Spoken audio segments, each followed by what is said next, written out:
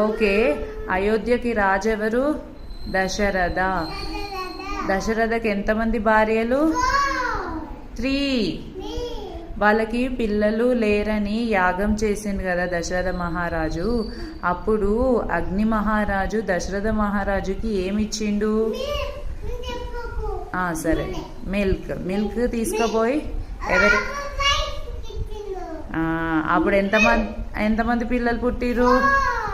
వాళ్ళ పేర్లేంటి? రాముడు. నువ్వు చెప్పు మరి.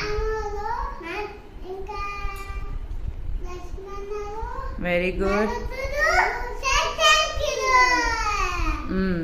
అయితే అందులో ఆ నలుగురిట్లో ఎవరు బాగా అన్ని మమ్మీ మాట పప్ప మాట వింటారు, మంచిగా ఉంటారు? అయితే ఒకరోజు చిన్నప్పుడు రాముడు బయట ఆడుకుంటుండగా వాళ్ళ మమ్మీని పిలిచి ఇది కావాలి అన్నాడు. ఏం కావాలి? మూన్. అప్పుడు వాళ్ళ మమ్మీ ఏం చెప్పింది అన్నది. అయితే ఆయన ఏడ్చిండు. ఆయనతో ఏం చేసింది వాళ్ళ మమ్మీ? ప్లేట్లో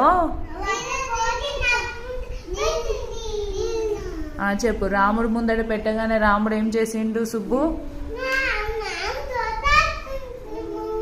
మూన్ తోటి ఆడుకున్నాడు. అలా అలా రాముడు లక్ష్మణుడు పెద్దగా అయ్యిండ్రు, అన్నీ నేర్చేసుకున్నారు. అలా ఒకరోజు మిథిలా నగరానికి వెళ్ళినప్పుడు ఒక గేమ్ ఆడడానికి వెళ్ళిండు. ఏం గేమ్?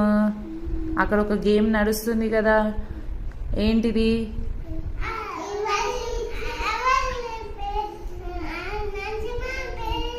ఎవరైతే ధనస్సు విరుస్తారో ఎవరిని చేసుకోవాలి? సీతాదేవిని.